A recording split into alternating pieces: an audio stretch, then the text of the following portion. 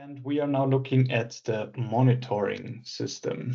So just first, a distinction between the forecasting and flood monitoring. So what are the key differences between them?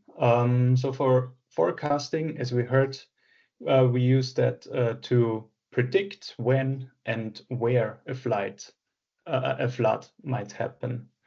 And how do we do that? The forecasters use data and also models to have insights in the next few days, in the next future, so to say. So for the flood summary, for instance, for forecast for 1 to 30 days. How is this done? With some rainfall data, river levels, and in general some weather patterns. And as highlighted by Gurpreet, it is there, or it helps to warn people in advance so that the people can then prepare for that situation.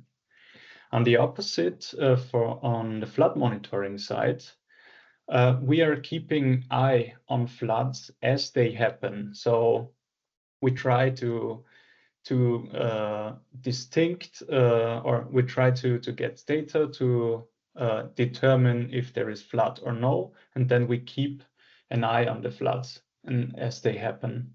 And how do we do that? We use sensors. In our case, for the global flood monitoring, we are using satellites to track the current states of the flood and how it is evolving. And we try to provide the users with near real-time, with real-time information for emergency response. So the flood monitoring can help you with answering the question, when is it happening, or when was it happening, where is or was it happening, the flood disaster, and especially how big is the flood extent, because the satellite images gives us a quite big overview of the situation. So where can you find the GFM layers in GloFAS? You have seen already the web viewer from the previous presentation, and the layers from the global flood monitoring are, as the name suggests, in the monitoring tab. And first, some key aspects of the flood monitoring itself. So as already said, we are using satellite images. And in this service, we try to provide the flood maps within 8 hours after the satellite has acquired the data. So you can imagine if there is an overflight by the satellite of your area of interest at, let's say, noon time, then within 8 hours after that, so until 8 p.m. is our goal to provide you with the data. We also have a very high spatial resolution at 20-meter pixel sampling. So what does that mean in general? So if there is a very small river in your area, which is, let's say, 5 meter broad or so, then the resolution is not as high as that we can distinguish floods of this very small river. But if it's a very big river with more than 20 meters, or if it's a lake, for instance, or along the coastlines as well, then we have a very good distinction of flood water, yes or no. And since we're using a satellite mission, we have a global coverage, except the very north and the very south, so except the poles. And also, what might be also interesting is that we have a full flood archive. So we processed with our flood detection algorithms the whole data set of the satellite mission, what we're working with. And that starts from 2015 and is expanding from day to day. And why are we using the satellite image, and especially in the microwave range?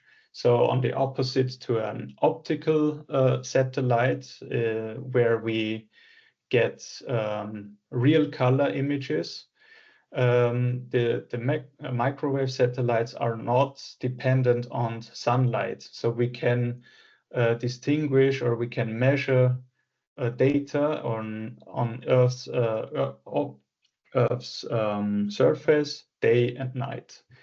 And what is also a very good benefit is that we can do that during all weather conditions. So if there are clouds, if there is heavy rainfall, or if there is sun, so it doesn't matter which weather conditions we have, we always get data from the satellite.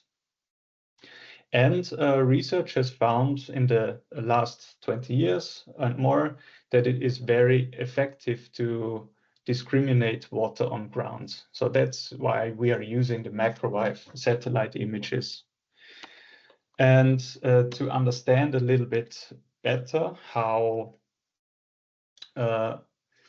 this works, so we have a satellite mission. It's from the Copernicus program, the so-called Sentinel-1 mission. And hopefully in the next couple of months, we are back with a 2-satellite constellation.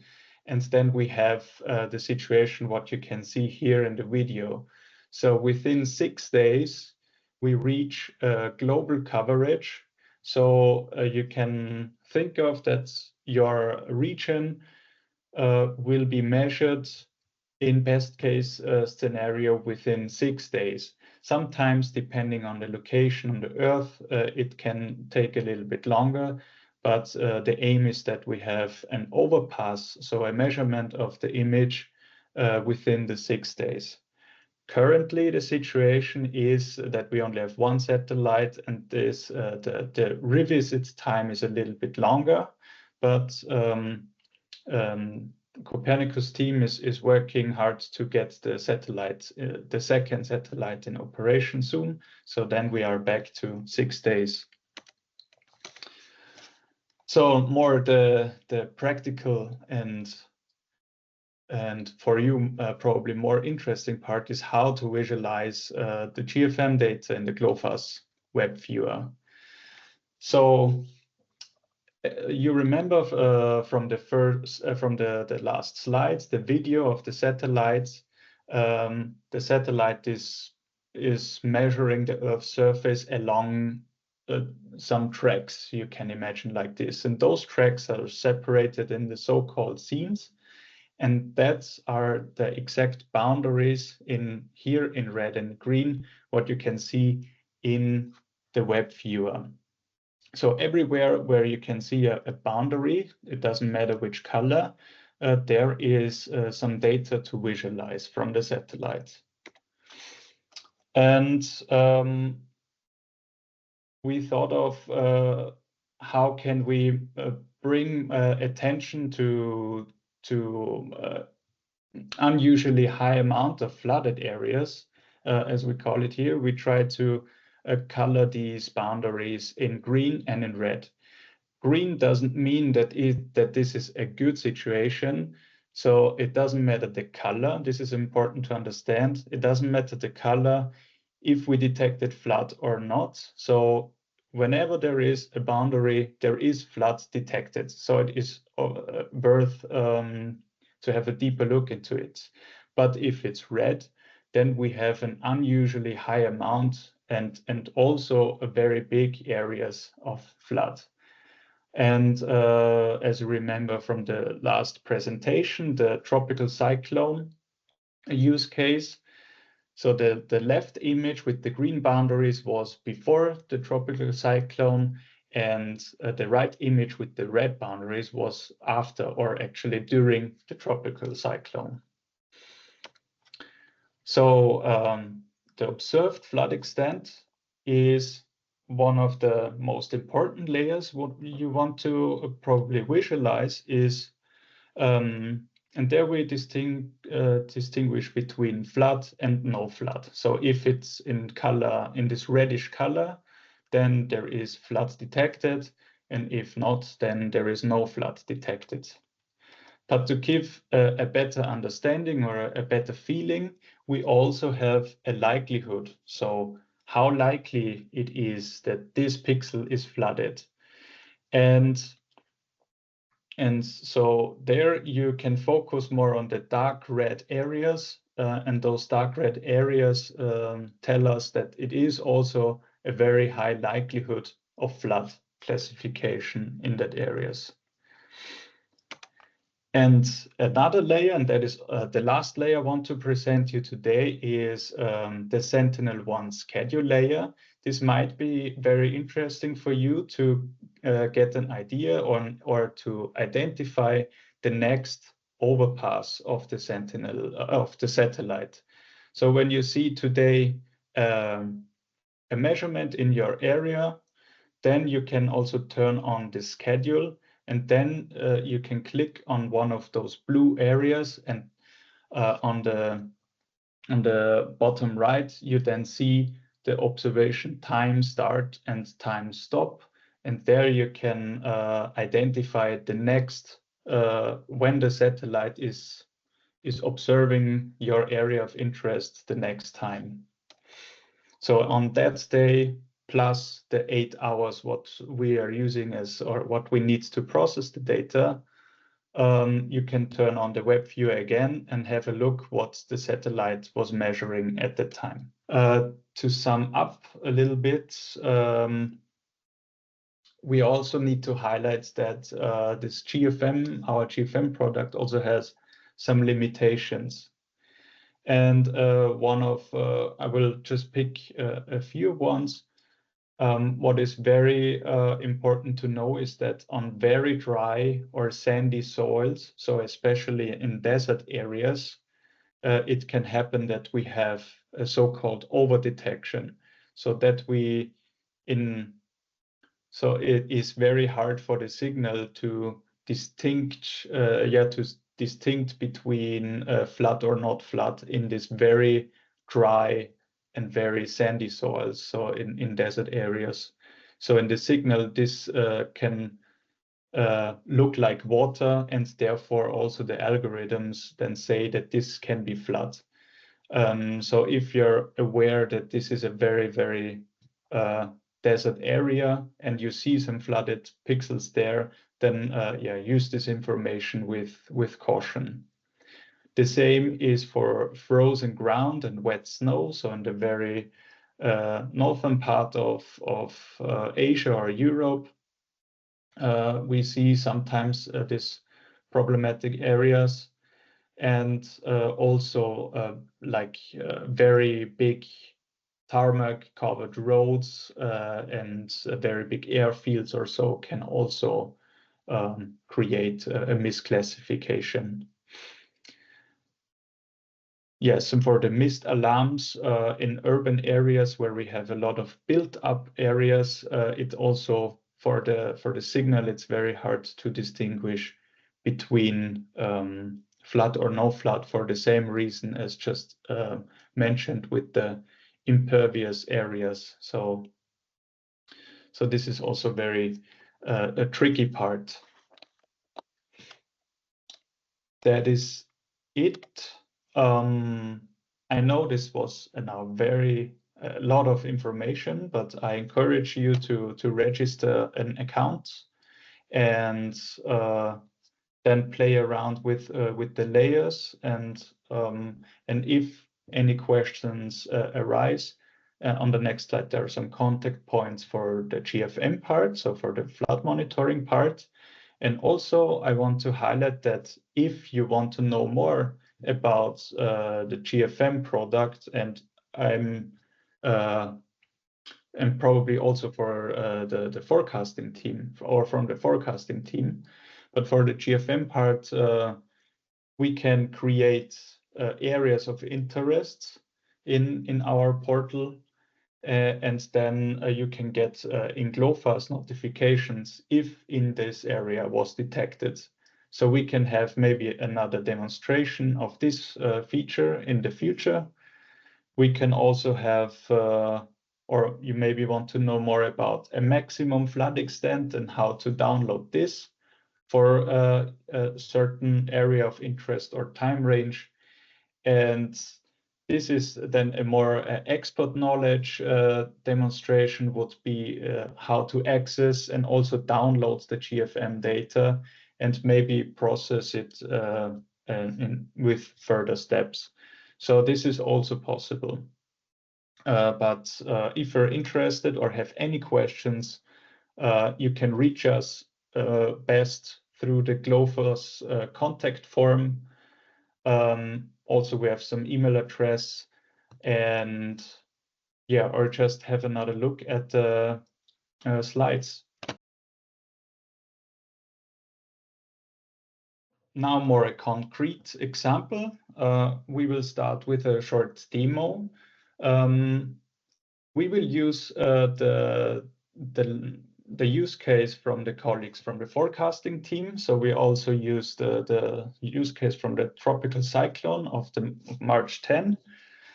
And you have already checked the flood forecasting some days ago. So let's say on the 7th or on the 8th of March, you checked the flood forecasting and you identified that in your area, so in that area we are looking at Mozambique again, you identified severe flood forecasts.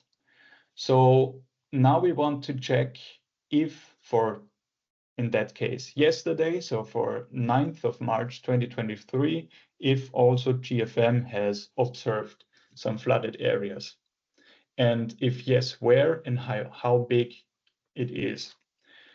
So I will try with a live demo and switch the sharing to my GLOFOS. So I press here, log in. I already have an account, or you can create an account, but I log into my user, and I also intentionally have not preloaded anything so that we can start from scratch. So on the top right, we have the monitoring, and I want to see the observed flood extent. So now the GFM layers are loading for today's date, so from March 3, or 3rd of March. But we are actually in our demo now, we are on the 9th March of 2023, and I want to check if GFM has some information about flood in Mozambique. And indeed, we can see here red boundaries in the area of Mozambique in Habané. And already here we can see that we have alongside a river an unusual high amount of flooded areas. So this is how you can see the spatial extent of it and also determine where is flood in your region.